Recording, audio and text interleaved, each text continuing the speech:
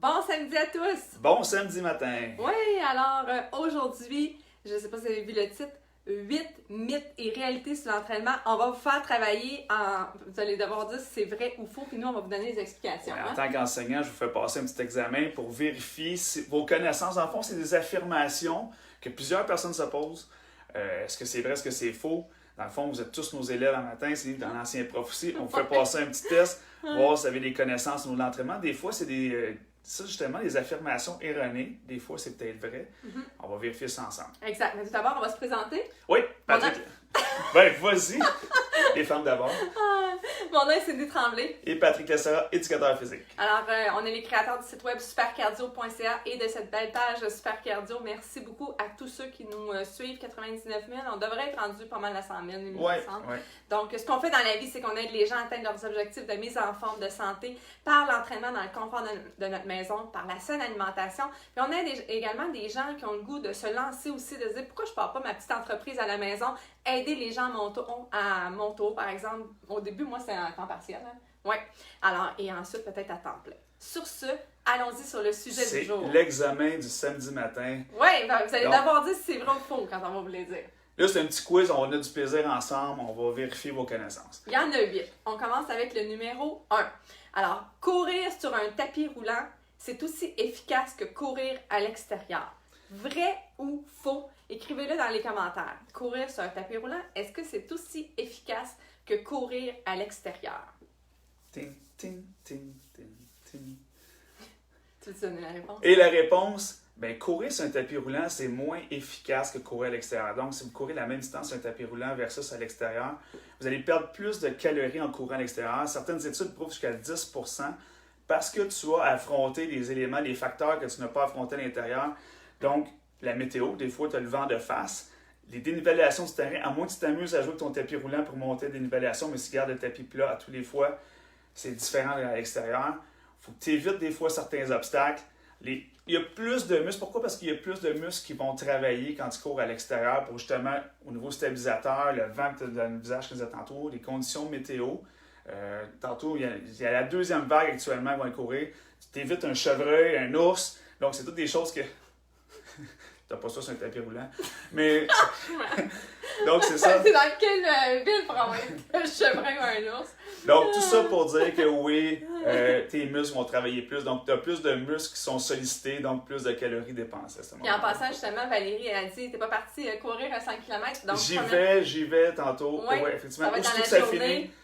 On vous souhaite à tous, en passant, là, par rapport à ce premier mythe ou réalité, une bonne course à tous ceux qui font leurs 5 km aujourd'hui. Et aujourd'hui, j'essaie pas de battre mon record de la dernière fois. Là. Je vais essayer de courir juste pour le plaisir de courir. Aujourd'hui, mon objectif, c'est de courir pour le plaisir de courir.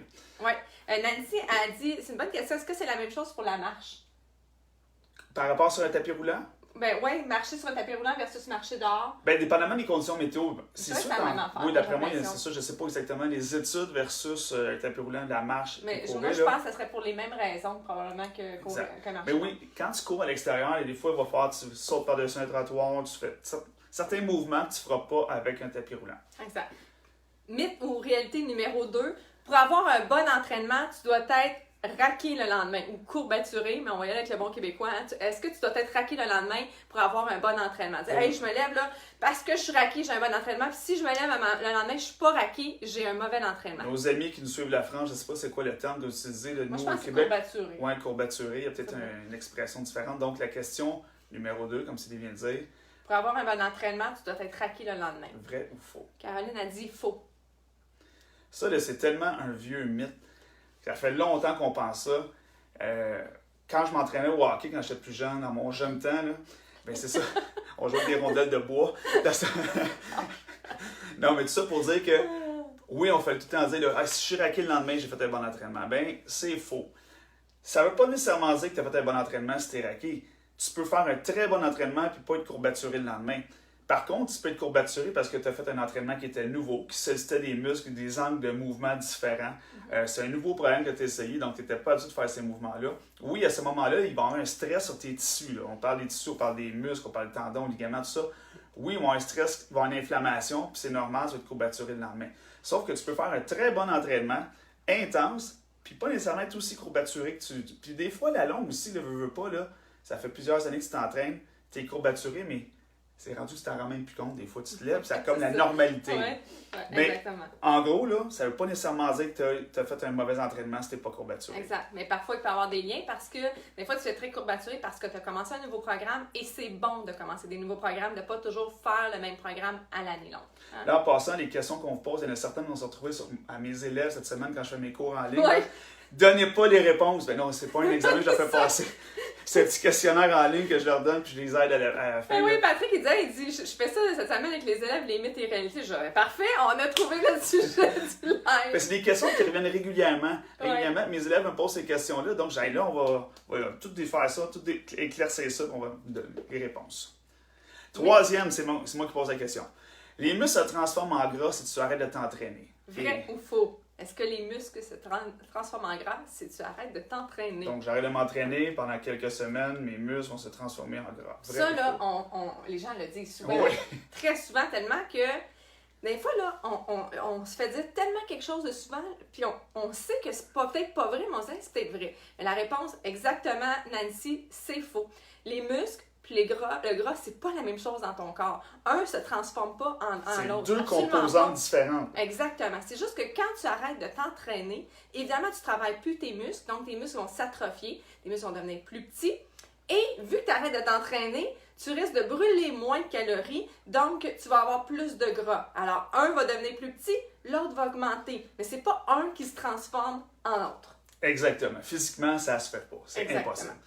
Autre question. Numéro 4 sur 8. C'est possible de cibler une perte de gras à un endroit spécifique de ton corps. Et là, tous ceux qui nous suivent depuis des années, vous devriez savoir la réponse. Sinon, je suis fâché, ça ne fonctionne pas. Vous devriez savoir la réponse. Est-ce que tu peux cibler une perte de gras à un endroit spécifique de ton corps? Je donne un exemple. Je veux perdre du ventre.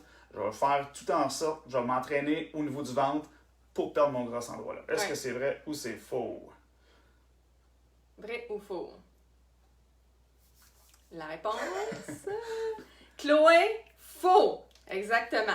Donc, en fait, malheureusement, puis ça, vous savez, on en a déjà parlé, on ne peut pas choisir où on veut perdre du gras. Donc, on a tous un point faible. Il y en a que c'est le ventre. Donc, pour les femmes, c'est souvent soit le ventre, soit les cuisses ou les fesses. Alors, si par exemple, tu te dis, moi, je veux perdre du ventre, puis je fais plein d'abdos, est-ce que je vais perdre absolument du ventre? Pas nécessairement. On ne peut pas choisir l'endroit où on va perdre le gras. Oui, si on fait un bon entraînement et si on mange bien, donc les deux, là, c'est vraiment une association des deux, saine alimentation et entraînement, on va perdre du gras, mais ça va être dans l'ensemble du corps. Éventuellement, on va perdre où on veut perdre, mais malheureusement, notre point faible est souvent le dernier endroit où on va perdre. Donc, c'est ça, c'est global. C'est une perte de gras globale dans le corps et non ciblée. Tu ne peux pas cibler un endroit spécifique. Les hommes, habituellement, c'est la bedaine. Hein? En bon québécois, la bedaine de bière qu'on va essayer de perdre. Mais on ne peut pas cibler un endroit. Il y a certaines compagnies qui ont fait la publicité avec ça, qui vendaient des appareils par le passé, là, des infopubs, là, que tu pouvais perdre du gras en faisant certains mouvements avec certaines machines. Ça ne fonctionne malheureusement pas. Je l'ai dit, Zut, vraiment. Tu parlais de l'étude des deux jambes, tu parlais? Là? Ah oui, il y avait une étude aux États-Unis qui a été faite. Ils ont pris 11 personnes pendant 12 semaines. Et là, on fait l'entraînement qu'il y avait à faire à chaque jour, c'est l'entraînement sur une seule jambe. Donc, sur la jambe droite, ils faisaient des mouvements, des entraînements juste avec une jambe pour dire est-ce que la personne va perdre plus de gras dans une jambe que dans l'autre? Et après 12 semaines, le résultat, c'est non, ils ont perdu le pourcentage de gras équivalent dans les deux jambes parce qu'on vous dit c'est global. Donc, c'est pas un endroit ciblé. Je ne peux pas, juste parce que je m'entraîne une seule partie de mon corps, que cette partie-là va perdre du gras. Oui, exactement. Nancy a dit, Cindy a déjà dit qu'on perd en dernier les ondes difficiles. Oui, exactement. Et c'est ça, je l'ai malheureux. Hein? C'est ça qui est malheureux. Mais je veux dire, oui, c'est ça qui est malheureux. Puis pour vrai, ça là, j'étais tellement...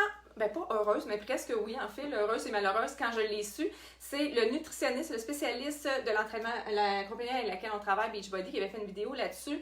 Puis, ce qu'il disait, c'est de ne pas se décourager. Quand il a dit, oui, vous allez le perdre, mais votre point faible, c'est le dernier. Donc, je me suis dit, OK, j'arrête de me concentrer là-dessus. Puis, je fais tout simplement m'entraîner pour ma santé. Je mange bien. Puis, à un moment donné, quand j'ai arrêté d'y penser, là, à un moment donné, un jour, je me suis levée, j'ai dit, hey, le petit bedon que j'avais, là, que je pensais tout le temps, là, que je pense plus, il n'est plus là. Parce que moi, ça, c'est mon point faible, le ventre. Alors, allons-y avec qu'on était rendu avec... C'était sur numéro 5. C'est moi qui ai lu, c'est ça? Ben oui, c'est ça. C'est moi qui ai lu. Numéro 5. S'entraîner avec des haltères, là, des poids libres, permet de brûler plus de calories qu'en utilisant des appareils d'entraînement. Vrai ou faux? Donc, tu brûles plus de calories en utilisant des haltères. versus un appareil dans une salle de musculation. Oui, vrai ou faux? On a vraiment une petite musique d'ambiance en attendant. Tu veux moi que je chante? Non, ça vraiment pas, c'est pas une musique d'ambiance. Ça. C'est une musique de film d'horreur. Tout ça pour vous dire que oui, c'est vrai. Tu vas perdre un peu plus de calories en utilisant des poids libres versus des machines dans une salle d'entraînement ou n'importe où, c'est une machine chez vous. Pourquoi? Parce qu'encore une fois, c'est le même principe que j'expliquais à la question numéro 1 avec le tapis roulant et la course extérieure, c'est que tu as plus de muscles qui sont sollicités quand tu vas utiliser des poids libres. Donc, je fais des poids libres en étant debout, on va dire des curls en bon québécois. Donc, je fais des curls, bien, mes muscles stabilisateurs vont travailler autant ou même plus. Quand j'utilise une machine, absolument, les machines vont cibler, vraiment, vont isoler le mouvement. C'est excellent, une machine, pour débuter un entraînement ou pour certains mouvements que je vais faire. Là.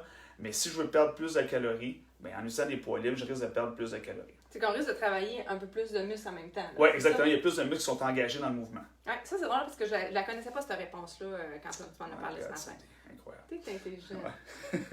Ça, c'est un mythe. 6e sur 8. Pour voir mes abdos, c'est-à-dire la belle caramel, là, tout découpé, le facteur numéro 1, ça serait de faire des redressements assis, le plus de redressements assis possible pour pouvoir voir ma super belle caramel, le cut, là. Vrai ou l'abdo, faux? le SPAC, là, est-ce que c'est vrai, est-ce que c'est faux?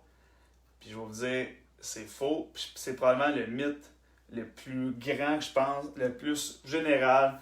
Que quand je pose la question à mes élèves qui se trompent le plus souvent, parce qu'ils vont penser qu'il faut faire des redressements assis, des crunchs, des choses comme ça, va vraiment faire en sorte que les abdos vont apparaître plus. La réponse, là, c'est simple. Moi, je vais vous la donner en image. Là. Ben, juste avant, je vais vous dire tout le monde a des abdos. Tout le monde a des pectoraux, tout le monde a des biceps. Le problème n'est pas là. Le problème est les couches adipeuses par-dessus vos abdominaux. Fait que là, je donne l'exemple. Là, je place 6 balles de tennis, une à côté de l'autre, représentant les abdominaux, donc 3 rangées de 2. Et je mets des chandails par-dessus. Là. Je mets 5 chandails. Ils sont là, les balles de tennis en dessous. Là. Mais il y a des chandails qui représentent la masse graisseuse.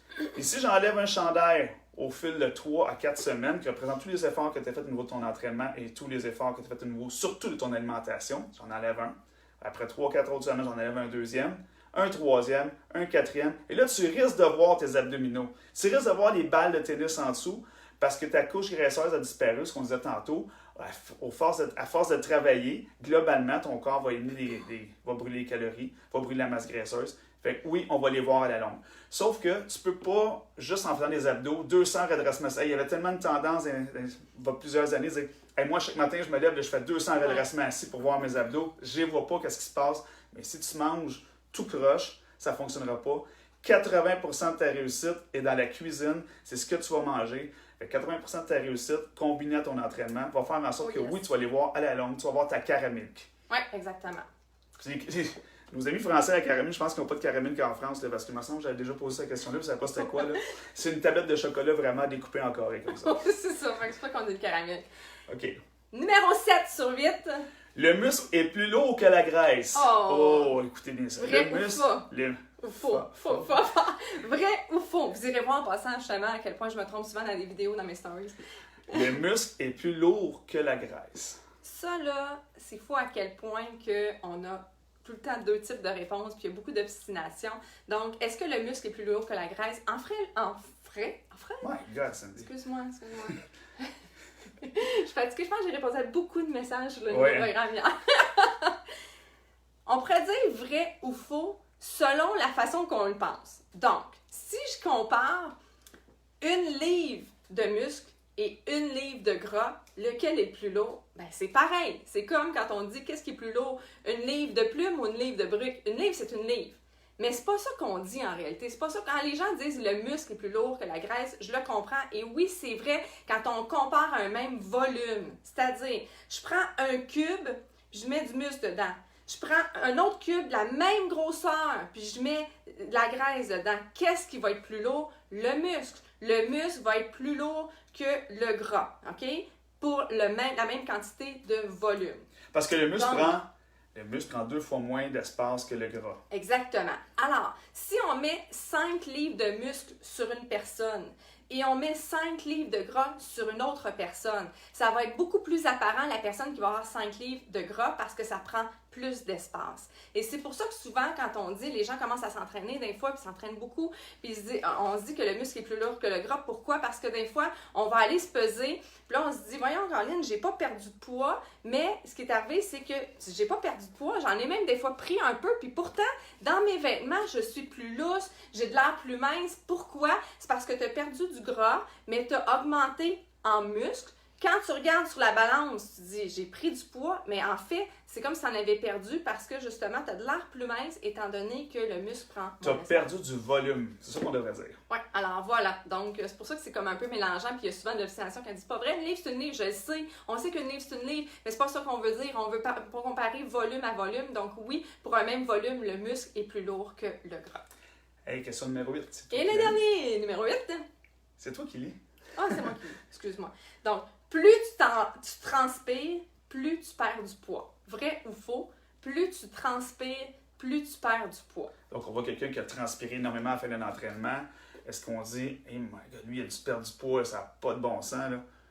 Bien, la réponse, c'est oui et non. Oui, tu as perdu du poids, mais c'est temporaire. Pourquoi? Parce que tu as perdu de l'eau. Tu n'as pas perdu du gras. Quand tu transpires énormément, c'est que ton corps va régulariser la température, là, va s'adapter à la température pour pas que ça devienne dangereux. Fait que ton corps est bien fait, il y a un système qui fait en sorte que quand tu bouges beaucoup, tu es actif, tu as chaud vraiment, il va s'adapter par rapport soit à ta génétique ou soit par rapport aussi à l'environnement. Fait qu'il va adapter sa température, puis c'est pour ça que tu transpires. Mais tu sais pas nécessairement du gras que tu vas perdre. Oui, tu vas brûler des calories, mais c'est pas quand tu finis ton entraînement, tu as transpiré de chandail, tu te tends comme ça, tu t'en vas sur le pèse-personne.